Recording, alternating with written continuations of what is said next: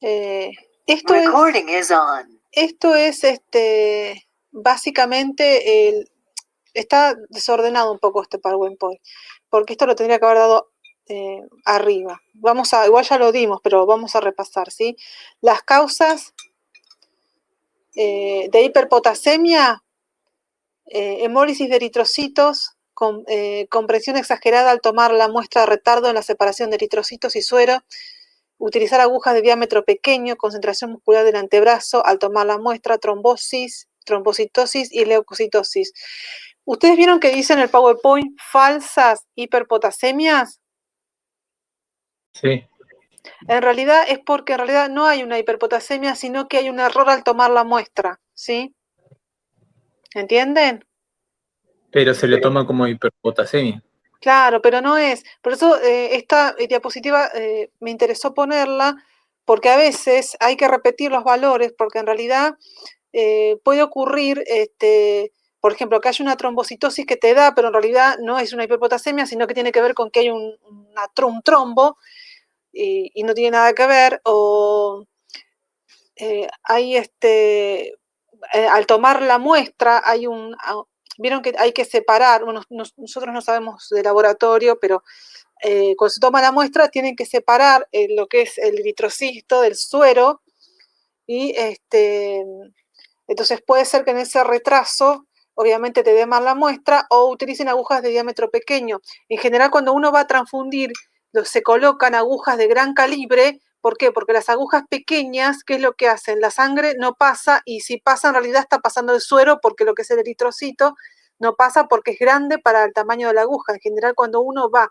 a transfundir se utilizan agujas de 20, ¿sí? Diámetro, milímetros en este caso. De 20 o 18 mejor, porque ya un 22 cuesta muchísimo. Generalmente un plasma sí puede ir en un 22, pero un eritrocito en general podría llegar a pasar de forma lenta, pero en general ya con un 24 o mucho menos diámetro, en realidad no es aconsejable, ¿sí?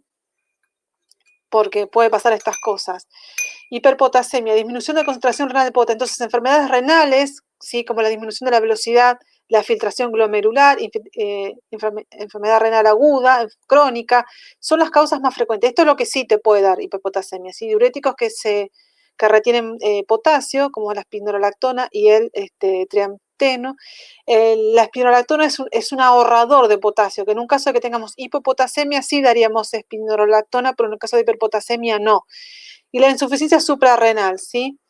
Aumento de los aportes, obviamente aumento en la ingesta, mucho potasio, administración a través de las comidas, administración parenteral también. Recuerde que también hay alimentación parenteral que puede tener potasio, algunos alimentos personalizados o comerciales.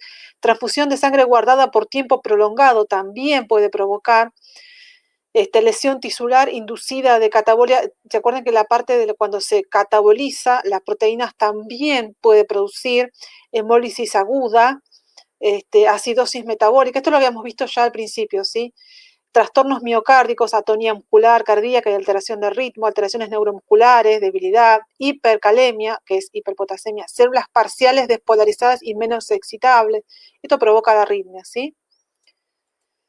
Manifestaciones clínicas del laboratorio, hiperpotasemia, potasio por arriba del 6.5, en realidad ya por arriba del 5.1 ya es un problema sin signos clínicos. Hasta acá electrocardiograma no. Esto sí es importante. En el electro se identifica a partir del 6.5 cuando es hiperpotasemia y 2.7 cuando es hipopotasemia. Hiperpotasemia moderada, el potasio de 6.5 a 8, ¿sí? Parestesias y disminución de la sensibilidad profunda en la lengua, cara y extremidades. Se siente como si estuviera anestesiada. Eso se llama hipoanestesia, electrocardiograma, onda T picuda, prolongación del intervalo PQ, ¿sí? Esto es hiperpotasemia. Y grave, que es potasio por arriba de 18, parálisis flácida, simétrica, hipotonía muscular, arreflexia, o sea, no hay reflejos en las articulaciones, o sea, osteotendinosas, irregularidad del ritmo cardíaco, hipotensión y paro cardíaco, aplanamiento de la onda P, ensanchamiento del cuerpo, depresión del segmento ST, onda T picuda, potasio sérico de 10, complejo QRS muy ensanchado, potasio 7, fibrilación ventricular, ¿sí? Entonces, arritmias, vasodilatación, hipotensión, producción, bueno, del NH3 tiene que ver con toda la bilis, todo lo que es ácidos, reabsorción del sodio, parestesias, parálisis, la T picuda, ¿sí? El tratamiento, bueno, sin cambios electrocardiograma, restricción exógena del potasio, seguimiento estricto. Como yo les dije, habíamos hablado esto ya de la dieta, electrocardiograma, administración de insulina, diagnóstico, historia clínica, ingesta de potasio, factores de riesgo del movimiento del intracelular al extracelular, fármacos, creatinina. El boom tiene que ver, es un análisis que se hace, ¿sí? De los electrolitos, evaluación del estado ácido básico. La osmolaridad de orina debe ser mayor que la del plasma, ¿sí? Cuando la diferencia es menor, porque eso también es importante. El potasio también se puede medir en orina. Hay unas tiras reactivas y uno las puede medir, ¿sí? Eso era para eso. Hiperpotasemia con compromiso renal. Bueno, lo importante de esto es, por ejemplo, que algunas nebulizaciones con beta agonista, la beta agonista cada 6 horas, efecto en 30 a 60 minutos, que esto también es importante. A veces en una hiperpotasemia también se hacen nebulizaciones para tratar de disminuir el potasio, y muy conocida como el beta agonista más conocido es el salbutamol. Esto también, que colabora en el beta, lo que es beta, como es un vasodilatador, lo que hace es también colabora. Y otros medicamentos, por ejemplo, el sulfonato de poliestereno, que son medicamentos que, bueno, que se dan para colaborar en lo que es la disminución del potasio, ¿sí? Todo lo anterior, bueno, el gluconato de calcio también colabora, ¿sí? En la hiperpotasemia también podemos dar. En general, lo que les digo, se da el bicarbonato de sodio, la glucosa al 50. Si recuerden que la glucosa también junto con la insulina son medicamentos que se pueden dar. Y también, por supuesto, en el caso de que tenga un aumento considerable que pone en peligro la vida, la diálisis peritoneal o la hemodiálisis, ¿sí? Entonces,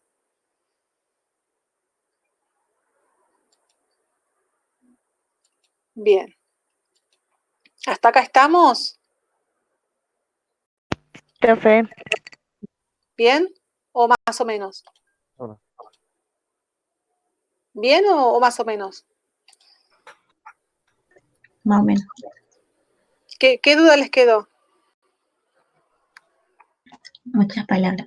Igual lo vamos a volver a ver el video. Sí, es un tema complicado, por eso no se los voy a tomar. Acá me faltó una diapositiva que diga sodio. Sí, sí. Bueno, acá vamos con el otro tema importante. Igual después le voy a volver a reorganizar a este PowerPoint, porque esto de hiperpotasemia tendría que ir con otro de arriba. Está muy desorganizado. Entonces, vamos con el otro tema. Yo les dije que las dos cosas más importantes que ustedes tienen que saber, tenemos un montón de minerales, pero los dos más importantes es el potasio y el sodio, ¿sí? El potasio es de 3.5 a 5 y el sodio es de 135 a 145, ¿sí? Los valores normales, de 135 a 145. Y este es el otro mineral muy importante porque el potasio actúa en la repolarización, así como el calcio actúa en la meseta, junto con el cloro y el magnesio, pero el sodio actúa en la despolarización, ¿sí? Entonces, si nosotros tenemos por debajo de 135, tenemos una hiponatremia, o sea, una disminución del sodio. Si tenemos arriba de 145 miliequivalentes, tenemos una hipernatremia. Por arriba, o sea, un aumento del sodio, ¿sí? Entonces, signos relacionados con la hiperosmolaridad del líquido extracelular y el movimiento de agua, o sea, ¿cuáles son los signos y síntomas? Calambres, debilidad muscular, cefalea, depresión, letargo, estupor, estado de coma, manifestaciones gastrointestinales, anorexia, náuseas, vómitos, diarrea, cólicos abdominales y edema en la hiponatremia.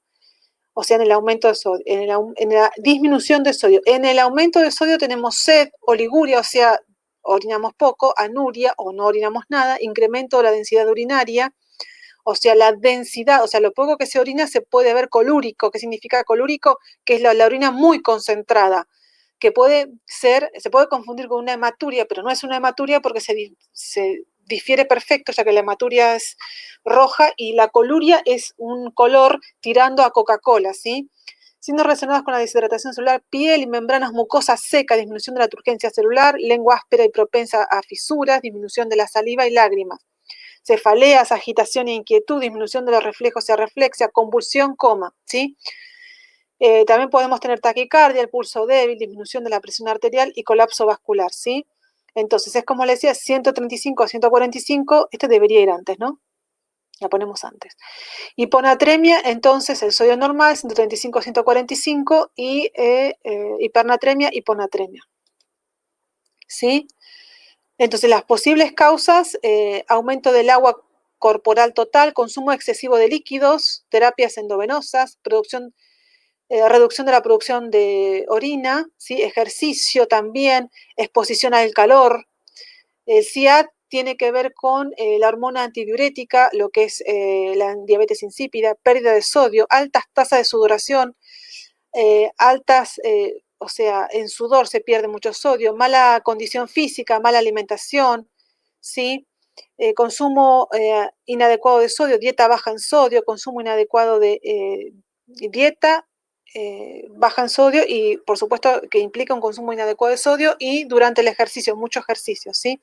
Síntomas: incomodidad gastrointestinal, náuseas, vómitos, marcado dolor de cabeza, insomnio, manos y pies hinchados, letargia, o sea, confusión, o sea, una disminución del nivel de conciencia, respiración dificultosa, convulsiones, coma, ruptura del tallo cerebral, muerte. Estos son signos y síntomas, ¿sí? Objetivo del tratamiento: cotejar anamnesis siempre, examen físico.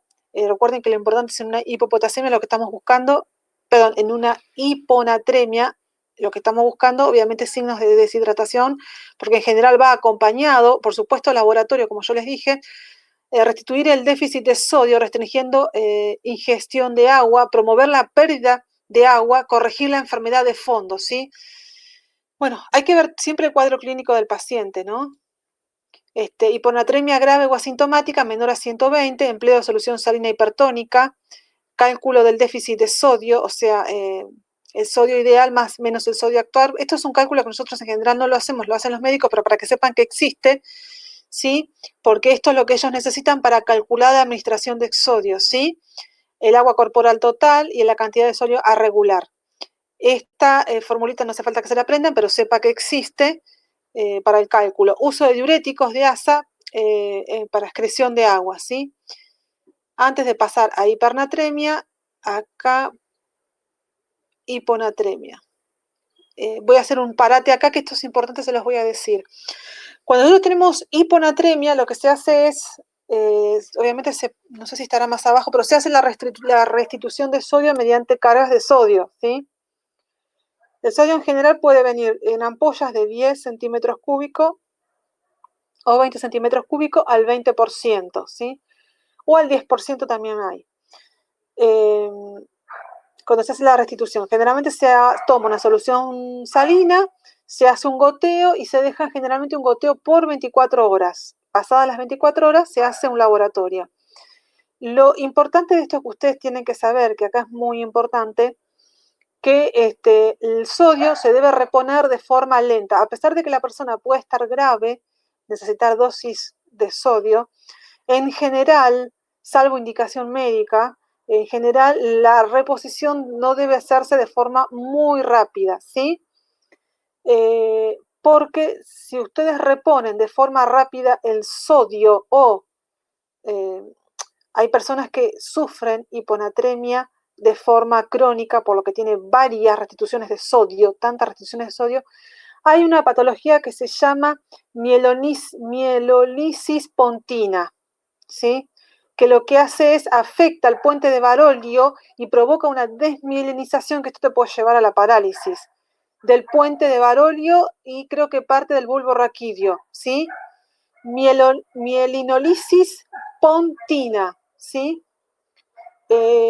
La mielinolisis pontina te da justamente por repito, la reposición rápida del sodio, o aquellas personas que tienen de restituciones crónicas pueden padecer mielinolisis pontina, que esto estamos hablando de parálisis, de toda una afectación neurovegetativa del paciente, ¿sí? Por eso el sodio aquí hay que tener en cuenta cuando veamos la indicación médica, pero estamos hablando de que no podemos dar ampollas en bolo, digamos, en gran cantidad, dependiendo de la dosis, ni porque estamos hablando de una reposición muy rápida del sodio que puede generar una mielinolisis pontina. ¿Está? Esto si quieren, ¿quieren que se los ponga? Lo voy a reorganizar Sí. de vuelta. Sí, profesora. Sí, profe. Por eso ustedes cuando los que van a entrar este no me gusta tampoco, los que van a entrar en el día de mañana a terapia, en terapia, justamente una de las cosas que tienen en cuenta es esto, por la mielinolisis pontina. Después les voy a agregar algo acá de la mielinolisis pontina, es para que le falta un acento en algún lado. Bueno, la mielinolisis, acá me parece, pontina, después les voy a agregar algo que es justamente un efecto secundario de la reposición rápida del sodio o de la repetición de reposiciones de sodio de forma crónica, ¿sí? Entonces, cálculo del déficit de agua, bueno, no es un cálculo que ustedes sepan, tienen que saber, yo se los volví a poner. Básicamente esto es para la gente de los médicos, que es para luego nosotros ver la cantidad de litros que tenemos que reponer, endovenoso, la cantidad de sodio que tenemos que reponer y la cantidad de ingesta que tiene que tener el paciente. Los puse para que sepan que existe, pero no es algo que ustedes tienen que memorizar, ¿sí?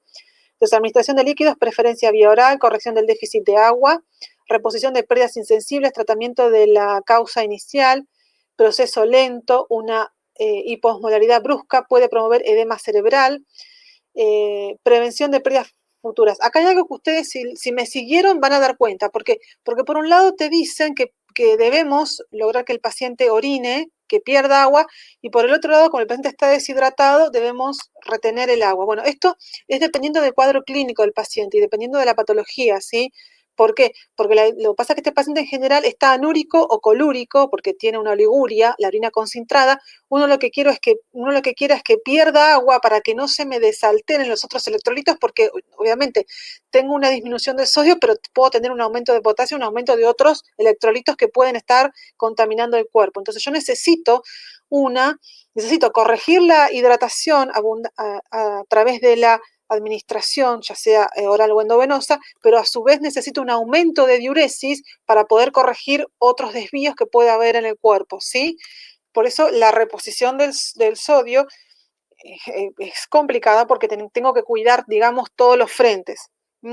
Porque yo no me puedo enfocar solo en el sodio cuando tengo otros electrolitos que están alterados. Tengo un paciente que está deshidratado, que no está eliminando agua, que está aumentando metabolitos tóxicos en el cuerpo, ¿sí? Por eso ustedes van a ver esto de que tengo que ir evaluando si le administro la ingesta de líquido, cuánto líquido le tengo que dar, si es abundante, y dependiendo del laboratorio constante y de hacer el cálculo constante, no solamente reposición de agua, sino la reposición de sodio, sino reposición de agua, si tiene que ser controlada. Enfermedades que cursan con hipernatremia, la diabetes insípida, recuerden que tiene que ver con el problema de la hormona antidiurética, el Cushing, que tiene que ver con alteración de los corticoides, la enfermedad de Kohn, que es otra, que no me acuerdo, chicos, acá no me acuerdo la enfermedad de Kohn, con qué tenía que ver, esta la tenemos que buscar, no me acuerdo. Diarreas y quemaduras, ¿sí? A ver, para que no dejarnos con la duda, enfermedad de Kohn, que no me acuerdo porque son tantas. Sé que creo que es algo intestinal. Según lo que encontré es que afecta el recubrimiento del tracto digestivo. Claro. Viste, sabía que era algo intestinal, pero no me acordaba bien. Gracias, chicos. Listo, perfecto. Claro, porque al estar inflamada la parte intestinal no hace la absorción. Recuerden que la mayoría de los minerales se absorben en el intestino delgado, especialmente en el ilio. ¿Lo recuerdan? Sí, entonces el síndrome de Cushing ya lo vimos. ¿Lo recuerdan? Que es por un problema de los corticoides. Hay un problema de corticoides, lo vamos a pasar porque ya lo vimos. ¿Sí? Y pasamos a magnesio.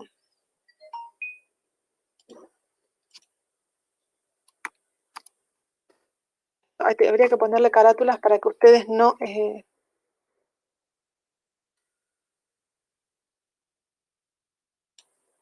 puedan y seguir el hilo de esto.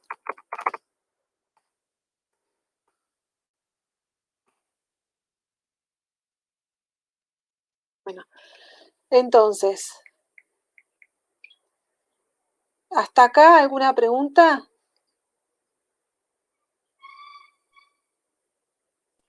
No, profesora. Bien, No, profesor. bien. Bueno, entonces pasamos a otro mineral, magnesio.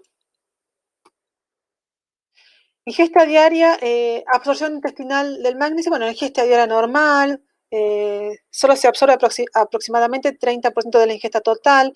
La absorción tiene lugar principalmente en el intestino delgado, en el ilion, es lo que vengo diciendo desde hoy tempranito.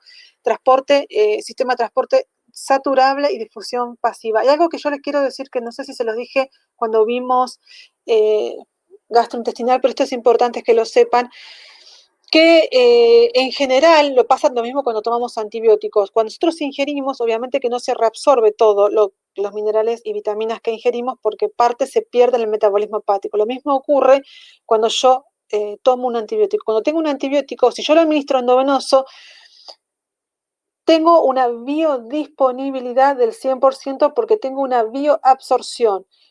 Cuando yo administro una medicación, entra en juego la bioabsorción, que es lo que me va a llevar a la biodisponibilidad para hacer el tratamiento.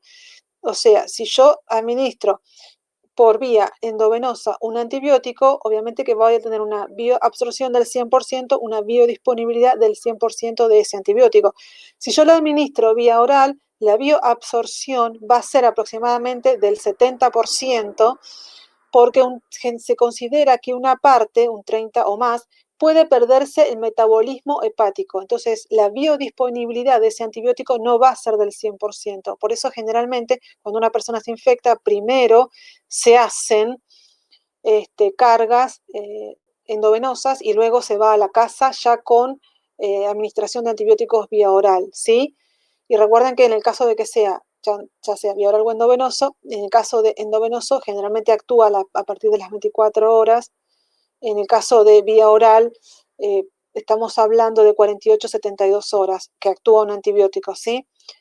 Aunque algunos pueden actuar un poquito antes. Esto no sé si lo vieron con Maita, pero el tema es que aquí actúa lo mismo, ocurre con los minerales y los nutrientes en general, ¿sí? Parte se pierde el metabolismo hepático, no hay una absorción del 100%. Y ni hablar si encima tenemos una alteración gastrointestinal que puede verse perjudiciada, entonces tampoco absorbe o en el caso de la parte intestinal, tampoco absorbe lo que debería absorber, ¿sí?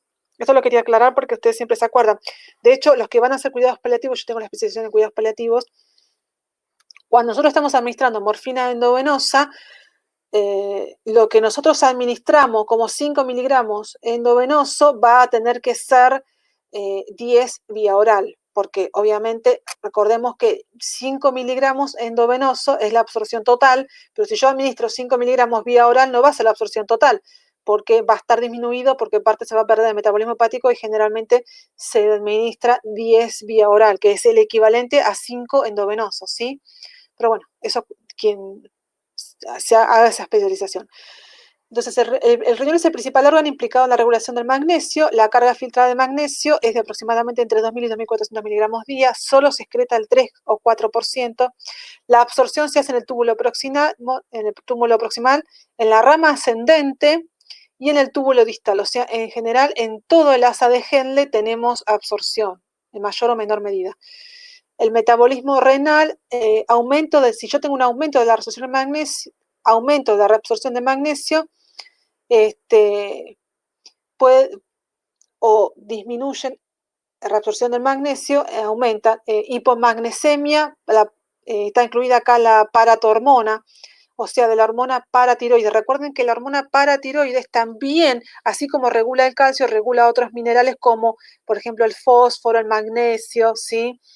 El cloro, o sea que también puede estar influenciada la paratormona, la calcitonina, que es la vitamina D que también colabora, la absorción de varios minerales, el glucagón, ¿sí? O glucógeno, los agonistas beta adrenérgicos, todos los beta, ¿se acuerdan? Beta dijimos que los beta adrenérgicos son aquellos receptores beta que relajan, ¿sí? Como por ejemplo salbutamol, etcétera, etcétera, y puede a través de la alcalosis metabólica también. y disminuyen la reabsorción del magnesio. Bueno, la hipermagnesemia, la hipercalcemia, la acidosis metabólica, hipocalemia, hipofosfatemia y diuréticos de asa.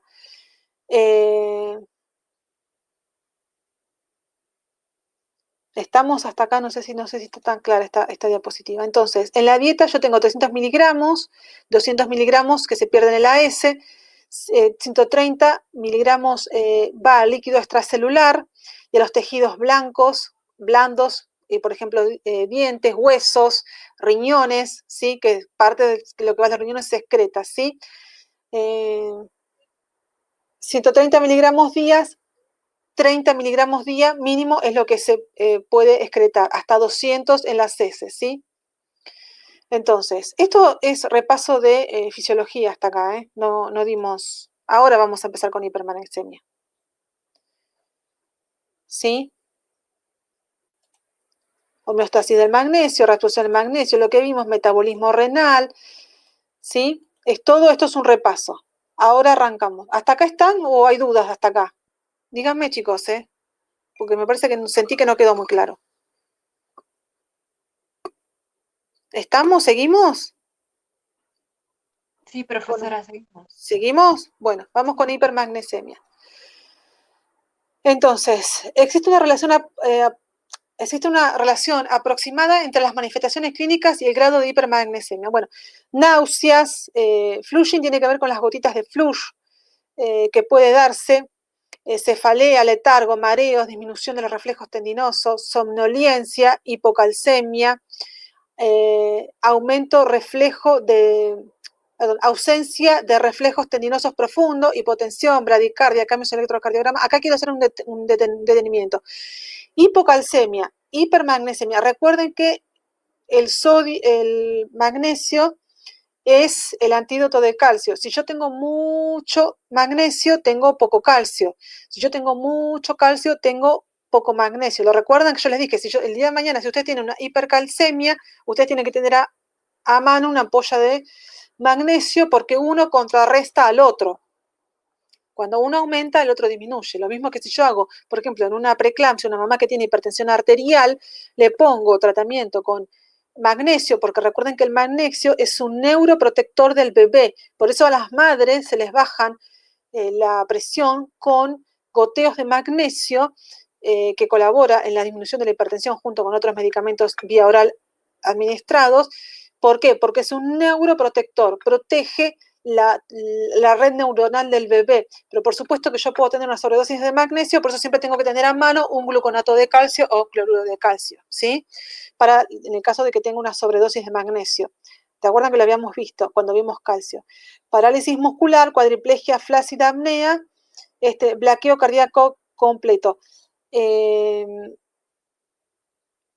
Entonces, fíjense, yo no les dije los valores hasta acá porque la verdad que hipermagnesemia o hipomagnesemia, no, o sea, digamos, los valores que yo quiero que ustedes se memoricen son sodio y potasio. No le quiero agregar más a las cabecitas porque si no nos vamos a marear.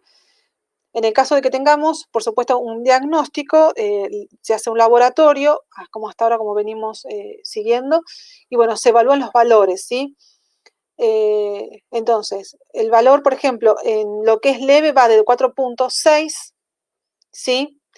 A 4.8 o 7.2 miligramos por decilitro, ¿sí? Son varios valores, o de 4.6 miliequivalentes, o 4.8 a 7.2 miligramos por decilitro, o 2-3 miliosmoles. El tema de estos minerales es que pueden medirse en miliequivalentes, miligramos por decilitro o miliosmoles, dependiendo del laboratorio que ustedes tengan, ¿sí? Por eso acá se registran los tres valores, ¿ok? En el caso de que sea moderada, de 6.10 miliequivalentes o 7.2 a 12 miligramos por decilitro o 3 a 5 miliosmoles. O en el caso de que sea grave, de 10 miliequivalentes por litro, mayor a 12 miligramos por decilitro o mayor a 5 miliosmoles.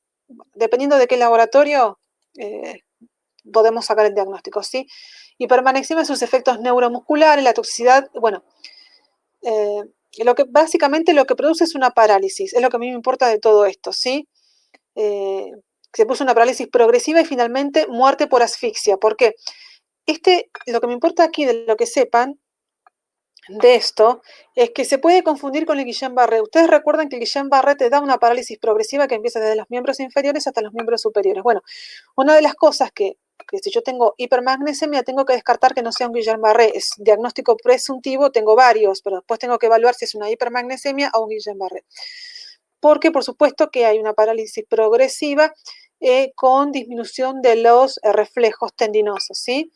La muerte por asfixia se da porque, obviamente, al igual que el Guillain-Barré, lo último que provoca la parálisis es el músculo diafragma, ¿sí? Por supuesto que inhibe la acción de la acetilcolina. Recuerden que la acetilcolina también actúa en lo que tiene que ver con lo que es el sistema nervioso periférico, simpático y parasimpático, en lo que es la acetilcolina ayuda a la contracción y relajación, en este caso la contracción, ¿sí? Provocando lo que es, estamos viendo todavía anatomía y fisiología porque eso es importante, más que nada lo puse porque quiero que sepan que puede confundir este diagnóstico con un Guillain-Barré, que es lo que a mí me interesa, ¿sí? Es lo que me interesa que sepan de esto, ¿sí? El magnesio es un bloqueador de los canales de calcio, por eso les decía que uno generalmente contrarresta al otro, lo que le venía diciendo desde que vimos calcio, y es efectivo tanto intracelular como extracelular. El magnesio intracelular también tiene la capacidad de bloquear los canales de potasio cardíaco, ¿sí? O sea que también interfiere en este caso con el metabolismo del potasio, y puede provocar hipotensión, puede estar mediada por efectos del magnesio a través de la vasodilatación. Quiero que vean este dibujo que es importante. Este dibujo es importante. ¿Ven el sodio en la fase 0? Sí. Bueno, fíjense, sube generalmente, acá dice menos 85, pero a veces en algunas bibliografías te ponen a menos 65 milivoltios. Esto es el potencial de acción. Sube generalmente a más 2 milivoltios en la fase 1. Luego se provoca la meseta, ¿sí? Que lo que hace es el sodio abre sus canales, esto es la despolarización. Aquí actúa en la meseta el calcio abriendo sus canales y también el cloro, ¿sí? Y también el magnesio en esta parte, que es la meseta. Luego cierra los canales, todavía el sodio tiene algunos canales abiertos, los canales del sodio terminan de cerrarse porque la meseta lo que hace es permite que terminen de cerrarse los canales de sodio y se empiecen a abrir los de potasio. Y en la fase 3, que ocurre, vuelve al 0 y desde el 0 milivoltios, desciende a fase menos 85 o menos 65 en alguna bibliografía, se provoca la repolarización. Entonces, esta es la despolarización que pasa en la fase 1 hasta más 2 milivoltios, provoca la meseta, vuelve a 0 milivoltios y desde allí provoca la repolarización con la apertura de los canales de potasio. Esto lo vamos a ver cuando veamos cardíaco. Sí, básicamente me interesaba porque estuve todo el tiempo hablando de este dibujito y no lo habíamos visto. Entonces, despolarización, apertura de canales de sodio, meseta, apertura de canales de calcio, magnesio, cloro, y empezamos a cerrar canales de sodio y abrir potasio, y finalmente en 0 milivoltios se abren canales de potasio para provocar la repolarización. Entonces, acá va la dilatación, contracción, y entre ellos la meseta, que es el traspaso de la dilatación a la contracción. ¿Está? Sí. ¿Bien? Bueno, Sí, lo profesora. puse porque lo veníamos explicando, pero no lo habíamos visto. Hipermagnesemia y cambios. Entonces, cambios en el electrocardiograma a partir de 5 a 10. Acá utilizamos miliequivalente, porque es increíble. No te puedes aprender, la verdad, porque no sabes si es miliequivalente, miligramos, miliosmoles, dependiendo de qué laboratorio estés. Pero es de 5 a 10, de 6 a 12, 5 a 10 miliequivalentes por litro, de 6 a 12 miligramos por decilitro, o 2.5 a 5 miliosmoles. Lo que hay es una prolongación del intervalo PR, ¿sí? Básicamente PR, incremento en la duración del complejo QRS e incremento de intervalo. Lo vamos a ver bien cuando veamos electro, ¿sí? Pero básicamente tenemos, es la PQRST. Entonces, lo que hay es una prolongación desde la P, ¿sí? QRS, hasta acá, desde la P hasta QRS, QR, ¿sí? Este sector está ampliado, ¿sí? Desde la P, Q, QR, porque ya esto es S, ¿sí? ¿Ven? Esta es lo que está ampliado, ¿sí? Básicamente, bueno, lo vamos a ver igual cuando veamos el electro, pero estamos dando este tema y no podemos no decirlo. Entonces, causa de la hipermagnesia, insuficiencia renal, infusión de magnesio, es lo que yo le decía, si yo tengo, por ejemplo, una mamá que tengo que hacer tratamiento, le tengo que dar para bajar la preeclampsia, o sea, la hipertensión, le doy magnesio, ingesta oral de magnesio, enemas de magnesio también, pueden ser las causas. Hipermagnesia y insuficiencia renal, los niveles de magnesio se incrementan conforme se disminuye la función renal, obviamente, ¿sí? Sabemos que si hay una alteración de la disminución renal, entonces todos los metabolitos tóxicos aumentan en sangre, ¿sí? La concentración sérica promedio del magnesio, bueno, es lo que veníamos diciendo, de 2.3 miliequivalentes por litro. Vamos a dejar miliequivalentes por litro porque si no nos volvemos locos. En pacientes con diálisis, la concentración plasmática de magnesio está determinada por la ingesta diaria. Hay algunos fármacos que también contienen magnesio, tales como antiácidos y laxantes, están contraindicados. Hay algo que yo acá les quiero decir. Generalmente vieron que las mamás sufren de mucho pirosis. Pirosis era acidez, ¿lo recuerdan? ¿Sí? Y el bebote. Entonces, muchas mamás suelen darle Milanta. ¿Vieron que Milanta es un antiácido? ¿Me siguen hasta acá? Sí, Sí, profesora. profesora. Sí. Bien. Hay que tener mucho cuidado porque la Milanta 1 tiene magnesio y puede afectar directamente al bebé, ¿sí? Si bien el magnesio es un neuroprotector administrado endovenoso, obviamente que hay que tener mucho cuidado porque no nos tenemos que pasar de la dosis. Muchas mamás toman Milanta 1, por eso hay que tener mucho cuidado cuando se les da un antiácido, que este sea Milanta 2. Hay Milanta 1 y Milanta 2, ¿sí? Porque Milanta 1 no solamente tiene magnesio, sino que tiene otros ácidos más.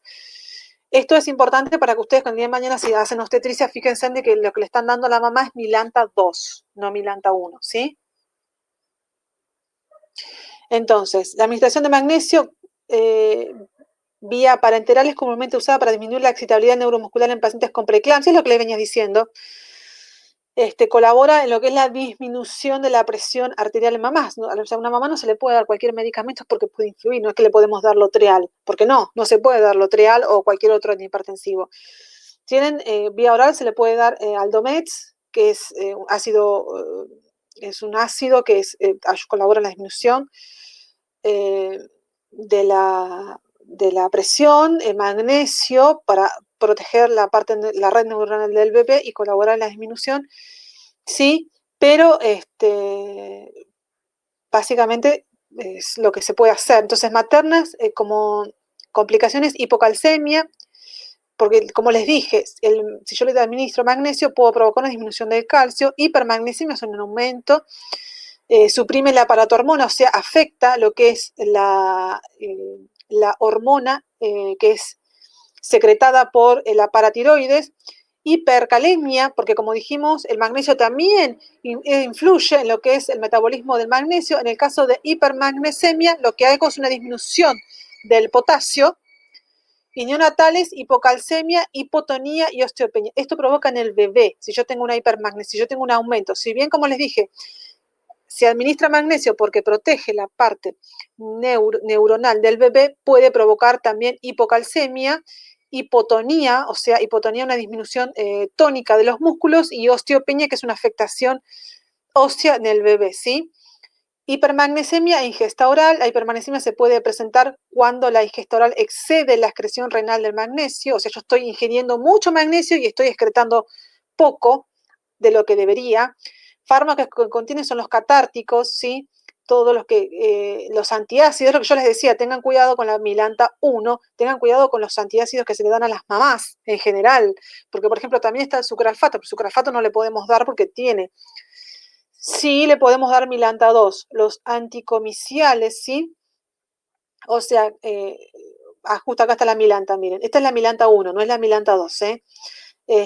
Y por supuesto todos los laxantes, tienen que tener cuidado, las mamás suelen ser constipadas, por eso hay que darle laxantes, hay que saber que laxantes lo posible naturales como vaselina, alimentos ricos en fibra. Hay que tener mucho cuidado con los laxantes que se le dan a las mamás, ¿sí? La sobredosis en dicho fármaco es variable, dependiendo de la ingesta de los medicamentos, podemos tener una hipermagnesemia, ¿sí? Hipermagnesemia y enemas. Los enemas, en general, si bien son de solución fisiológica, contienen magnesio, ¿sí? Así que recuerden ustedes que lo que son todas las... no me sale. Se me fue de la cabeza. Bueno, todo lo que son las. Se absorben en grandes cantidades, porque obviamente a través de la parte anal también se pueden producir absorción de medicamentos. ¿Se acuerdan que yo les dije que en el caso de que yo tenga una convulsión, cuando vimos neuronal, cuando yo tengo una convulsión, recuerden que, por ejemplo, si yo tengo el paciente con movimientos tónicos y clónicos, no le puedo poner una vía porque está en un movimiento constante y una contracción constante.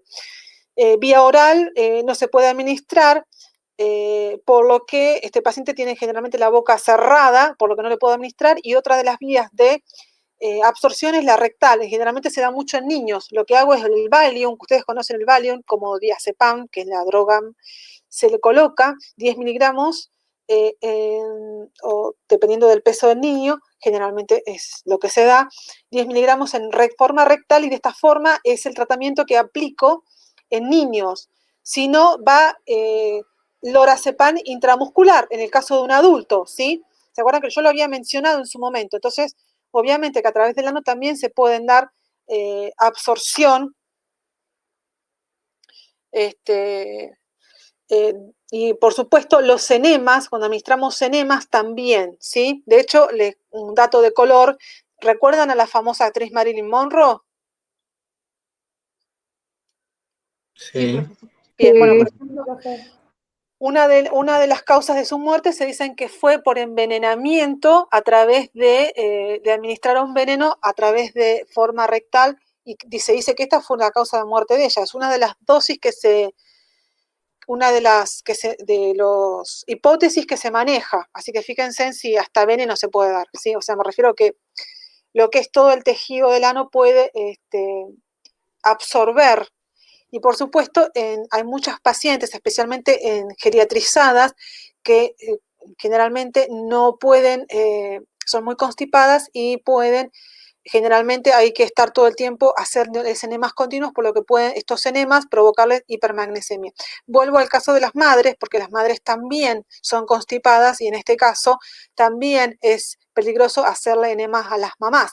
Generalmente es preferible darle supositorios de glicina, o sea, cosas más naturales, sí, que aquellos enemas que vienen preparados, que contienen magnesio, ¿está? Se puede absorber grandes cantidades a nivel del colon. Las personas hacen la aplicación de sulfato de magnesio, 400, vía rectal incrementa la absorción del magnesio, y en pacientes con insuficiencia renal la administración de enemas puede ser fatal. Esto es importante.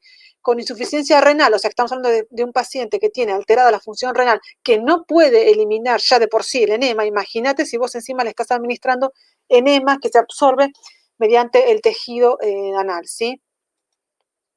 Otra causa de hipermagnesemia, hiperparatiroidismo primario. Recuerden que la paratiroides justamente no solamente regula el calcio, sino que el magnesio, el fósforo. Hipercalcemia, hipocalciuria familiar, o sea, esto es un tipo de enfermedad genética. Cetoacidosis diabética, o sea, aumento del ácido láctico. Síndrome de lisis tumoral, o sea, un tumor. Dependiendo de qué célula, ingesta de litio. El litio es un medicamento que se da en pacientes que sufren bipolaridad. Aquellos pacientes que sufren bipolaridad, pero no solamente bipolaridad, sino que hay otro tipo de enfermedad que también se da litio. Que el litio, estos pacientes hay que estar todo el tiempo, cada 2 días o 3, haciendo la extracción de sangre para evaluar el nivel de litio que hay en sangre, porque es muy tóxico. Aquellos pacientes que tienen, a ver si me ayudan, chicos, no vieron todavía ustedes mental, ¿no? Esquizofrenia, Ay, gracias, esquizofrenia, gracias. aquellos pacientes que tienen esquizofrenia, me acordé porque justo ayer vi un documental de la bomba, no de la bomba, de la otra, de la Lía Cruzet, que tiene esquizofrenia. Bueno, se les da litio y hay que tener mucho cuidado porque también provoca hipermagnesemia. Insuficiencia adrenal, o sea, insuficiencia adrenal estamos hablando de depresión y hemoconcentración. Tiene que ver con la alteración hormonal, ¿sí? Tratamiento de la hipermagnesemia, la mayoría de los casos de hipermagnesemia sintomática pueden ser prevenidos con anticipación. Recuerden que como yo les dije, es hipermagnesemia en general no es que hoy me agarra. Para que me agarre hipermagnesemia tiene que pasar un tiempo importante, ¿sí? Por eso en general se comienza con síntomas, en un principio se hace un laboratorio completo para evaluar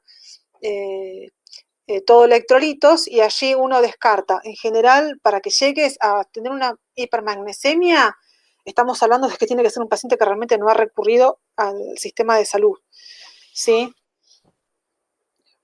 Pacientes con insuficiencia renal crónica no deben recibir medicamentos que mantengan magnesio. Esto es importante cuando veamos la parte renal. Pacientes que están recibiendo magnesio parenteral por cualquier razón deben ser monitoreados por lo menos una vez al día, las veces que sea necesario. Por ejemplo, yo les dije una mamá que recibe para el tratamiento de preeclampsia, tratamientos de hipermagnesemia. El tratamiento depende, bueno, obviamente lo que fijarnos mucho acá es cómo está el sistema renal, porque si no estamos en un problema grande, ¿sí? Tenemos que ver la función, si es normal, retiro de terapia con magnesio, si la tuviera, diuréticos de asa, tenemos que evaluar,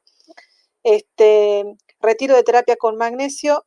Esto tiene que ver con verde, amarillo o rojo. ¿Qué significa esto? Nunca se los dije porque no vimos emergencia. Pero estos colores tienen que ver con emergencia si es leve, moderada o grave, ¿sí? Estos representan estos colores, ¿sí? Si yo tengo un paciente con hipermagnesemia leve, bueno, justamente lo que yo voy a ver es el retiro del magnesio y evaluar la administración de un diurético de asa o retiro de un diurético de asa si lo tuviera, ¿sí? Y ver la función normal. Sí, que tiene que tener un filtrado glomerular mayor al 45 mililitros por minuto. Es muy complicado esto, chicos, pero no se preocupen, que yo se los doy para que lo sepan. Cuando aquellos que quieren hacer la especialización en terapia o especialización en lo que tenga que ver con trasplante, esto lo tienen que saber como dedillo al dedo. Lo que son moderadas, bueno, tienen que ver en la filtración glomerular de 15 a 45 mililitros por minuto para poder lo que implica este tratamiento, retiro de terapia con magnesio, si la tuviera, terapia con soluciones isotónicas, intravenosas.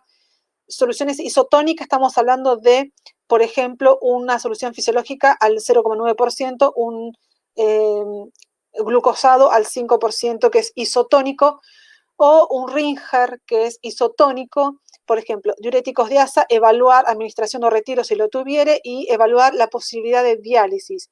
Si el paciente estuviera grave, tiene hipermagnesemia ya de forma grave, estamos hablando que un filtrado glomerular menor al 15 mililitros por minuto, directamente este paciente va a diálisis, evaluamos la administración o retiro de diuréticos de asa. Pongo administración o retiro porque hay que ver toda la clínica del paciente, ¿sí?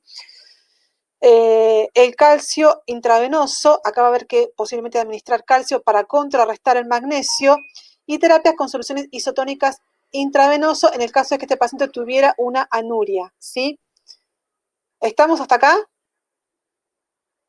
Sí. Sí, profesor. Complicado, ¿no? Mucha info, sí. No me quiero imaginar la cabecita de ustedes cómo debe estar. Hay algo que no les puse acá, hipomagnesemia, me lo comí me parece, ¿no? Es tan largo esto. Bueno, no está porque miren que saltamos a fósforo, salvo que lo haya puesto por abajo. No.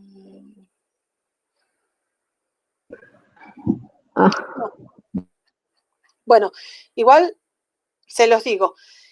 En caso de hipo, porque no vimos hipomagnesemia, o vimos, chicos.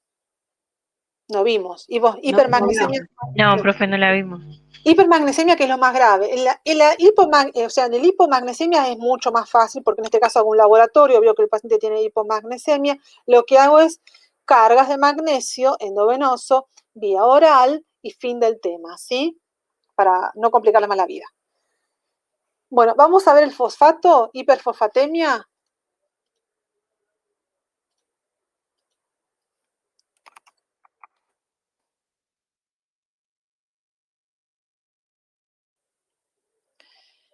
Entonces, vamos. Muchas de las cosas del fosfato ya las vimos y solo las vamos a recordar.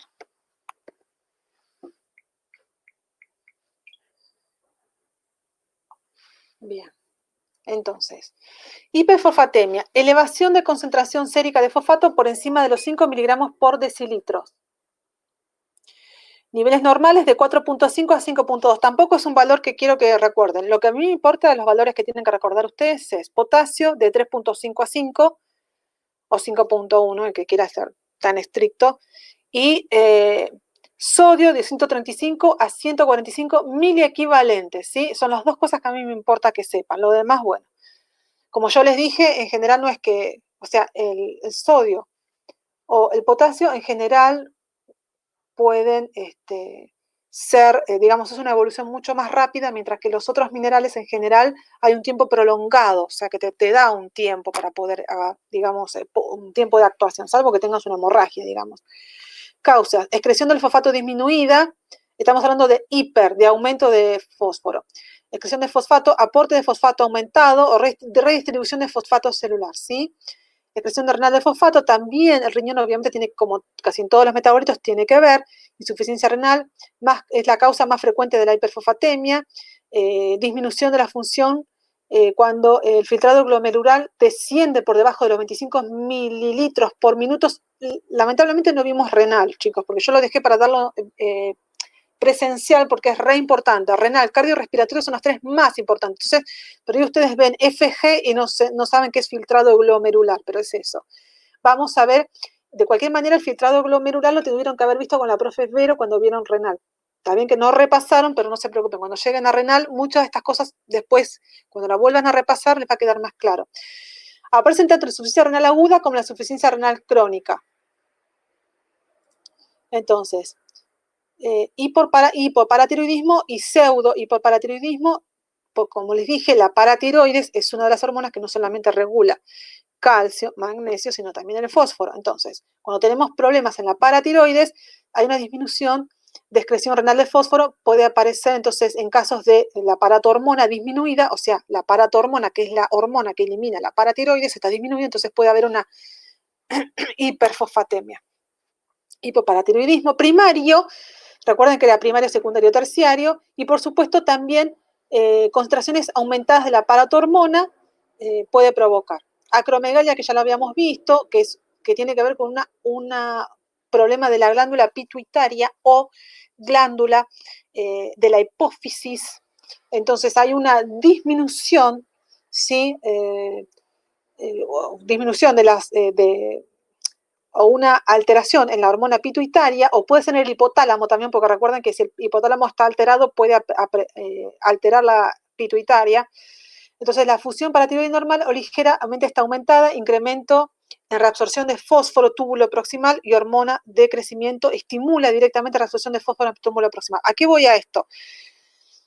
Si yo tengo una alteración en la pituitaria, por lo que hay un aumento de secreción de la hormona de crecimiento, esta hace que provoque un aumento de secreción de fosfato. Por eso voy a una hiperfosfatemia. O sea, lo que me interesa que sepan que esto es que puede haber una afectación pituitaria, puede también deberse por la in situ de la pituitaria o de la hipotálamo que está afectando a la pituitaria.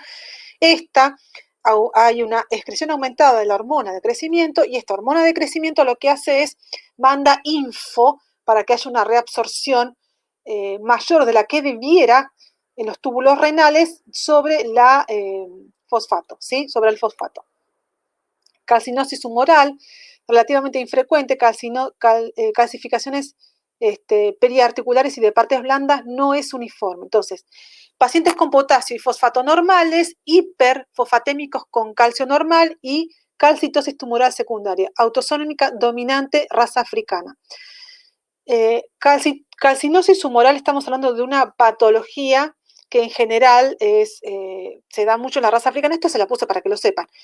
Y les puse esta radiografía porque esta es el signo y síntoma de la calcinosis humoral, ¿sí? Que es en general no, es una, vieron como yo les dije, no quiero que se aprendan esas patologías raras, es una patología rara que yo se las puse para que sepan que existe, que es rara pero que está, ¿sí? Los bifosfonatos que alteran el transporte de fosfato por células renales y no renales y hay un incremento en la reabsorción tubular del fosfato, ¿sí? Los bifosfonatos, recuerden que lo vimos la semana pasada y son aquellos eh, eh, elementos, o en realidad son receptores, son aquellos receptores que transportan parte de los calcio, por ejemplo, y otros tantos minerales. Entonces lo que está alterado es el transporte del fosfato porque está alterado el bifosfonato, que es en este caso como el trencito que va llevando, digamos, ciertos electrolitos, entre ellos, en este caso, el fosfato, ¿sí? Y por supuesto una mala distribución del fósforo también. La acidosis respiratoria también puede dar un aumento, ¿sí? De la hiperfosfatemia, ¿sí? La acidosis respiratoria también puede darse por una hiperfosfatemia, ¿sí? Creo que lo vimos, no sé si lo vimos la semana pasada, pero bueno. La lisis tumoral, que es lo que le había dicho, ¿sí? Algunas neoplasias malignas también. Y los problemas de la pseudohiperfosfatemia, esto tiene que ver con la aparato hormona, ¿sí? Que hay un aumento de hiperlipidemia y un aumento de lípidos, un aumento de bilirrubina, problemas en la dilución de la muestra, ¿sí? Esto es complicado, pero básicamente lo que tiene que ver, lo que yo me importa que sepan es que acá hay una alteración del aparato hormona, que esto es lo que lleva a una hiperfosfatemia, ¿sí? Entonces, características clínicas de tratamiento: hipocalcemia, calcificación ectópica, calcinosis humoral, ¿sí? Entonces, tenemos que ver, esta es ver la clínica, ¿sí? Cuando vamos a administrar el tratamiento correspondiente, tenemos que hacer una clínica para evaluar todo esto, ¿sí? Tenemos que descartar la calcinosis tumoral, que en este caso, ¿qué es lo que tenemos que ver?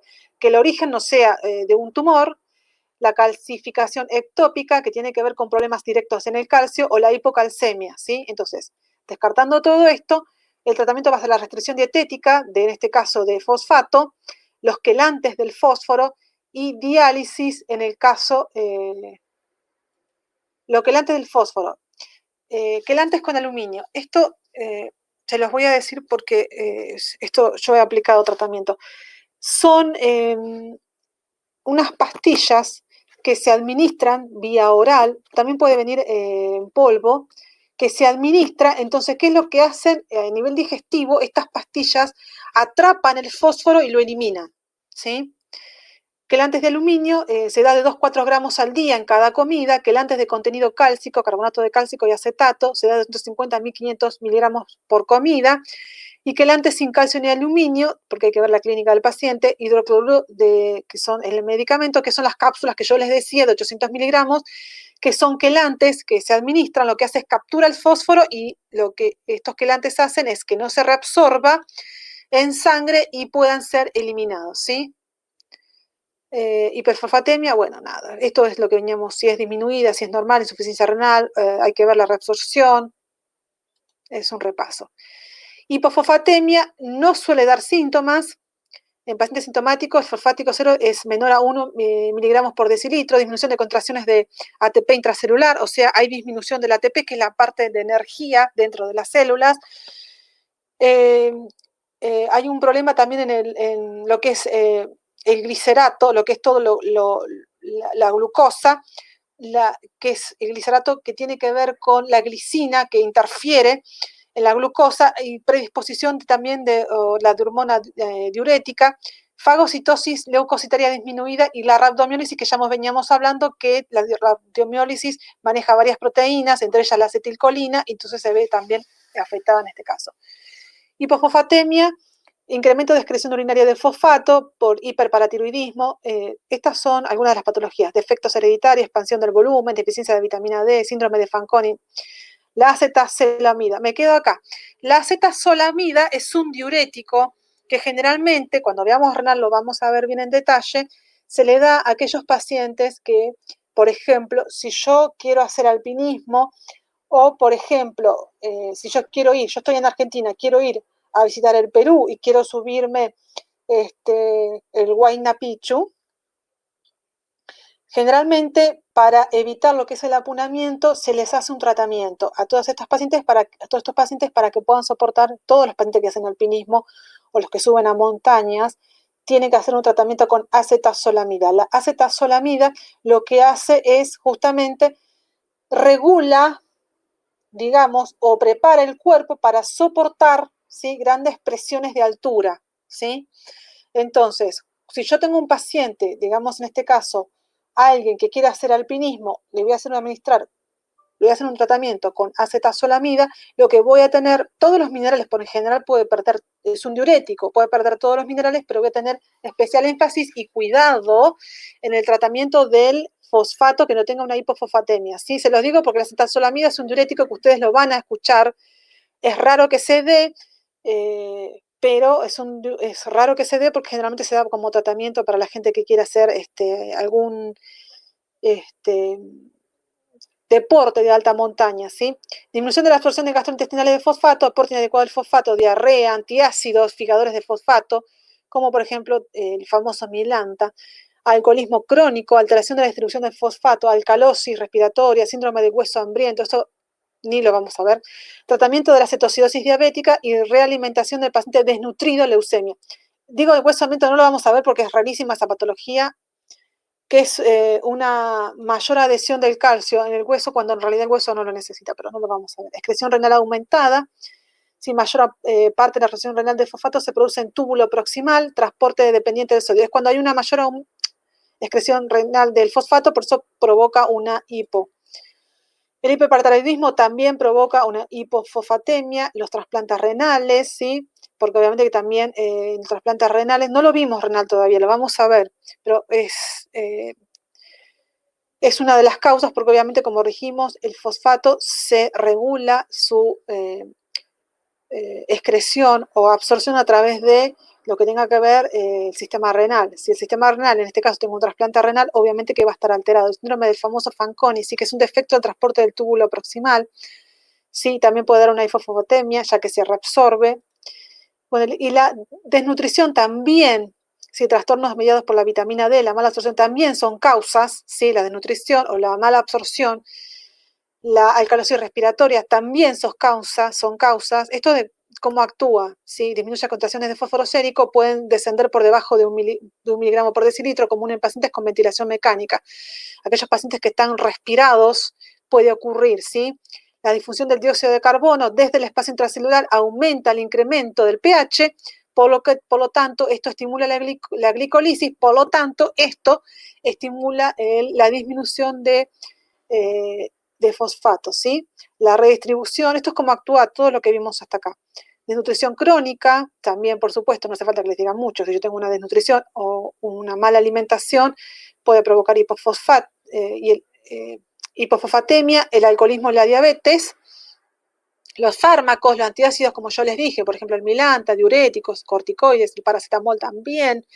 La teofilina, que la teofilina la vamos a ver cuando veamos respiratoria, que generalmente se da a los pacientes con EPOC para broncodilatar de forma masiva.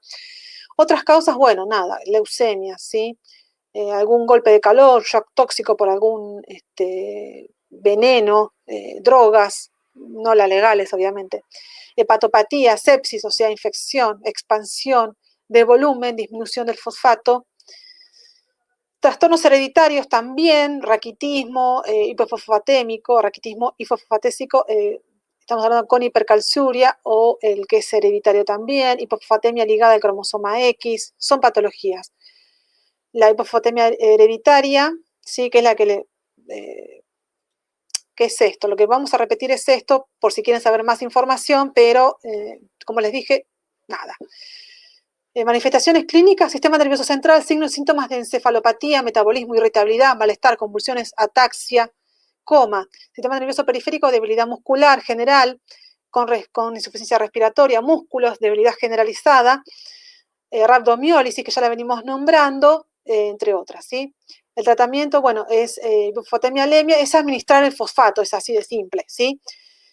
Reposición oral con leche desnatada, también fosfato de potasio, de sodio, intravenosa. Generalmente hacemos administraciones intravenosa y solucionamos el problema. Y por supuesto, alimentación rica en fosfato en este caso, ¿no? Y no lo puedo creer. Bueno.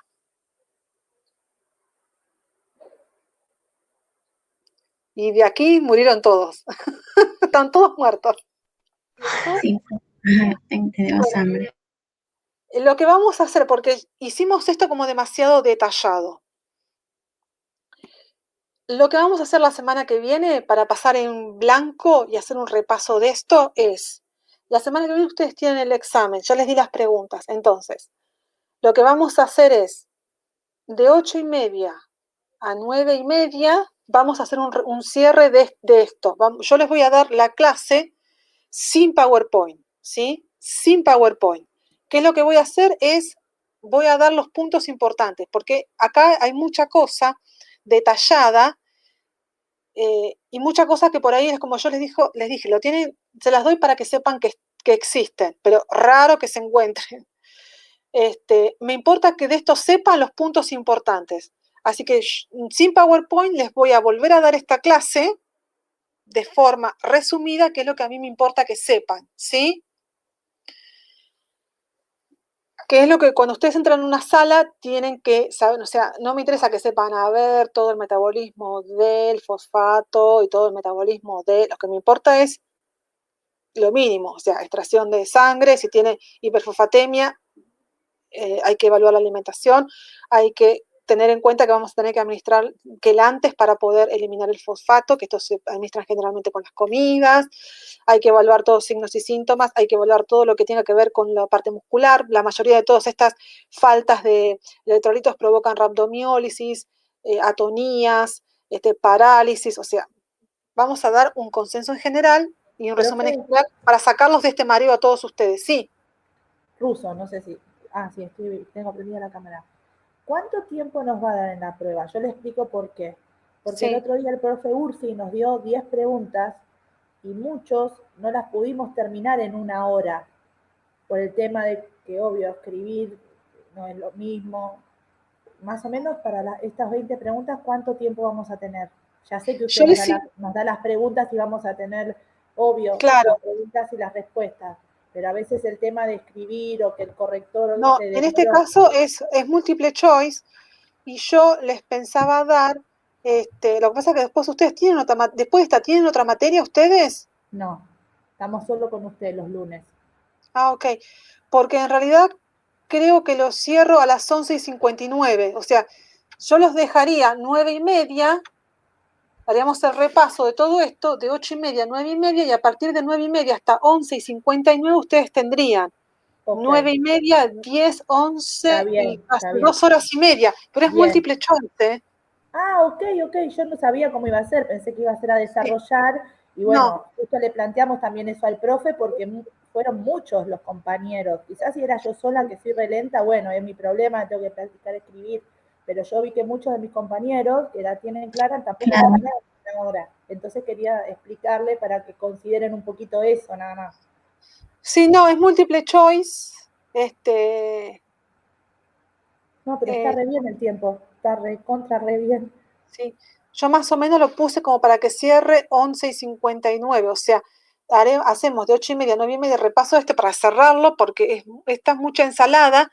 Yo lo que quiero es fijar los puntos importantes, que ya no tenemos tiempo para hacerlo, y después ya ustedes hacen el examen y luego los que no subieron el trabajo lo suben al modo, y ya ahí con eso yo ya cierro lo que es el primer tramo de adulto y anciano, ¿sí? Ok, profe, ok, gracias. Bueno, nos vemos el miércoles que viene, chicos, entonces. Sí, profe. Bueno, hasta luego. Sí, profesora. Hasta luego, gracias. Chao, profe, hasta luego. Chao, profe. Chao. Hasta luego, profesor.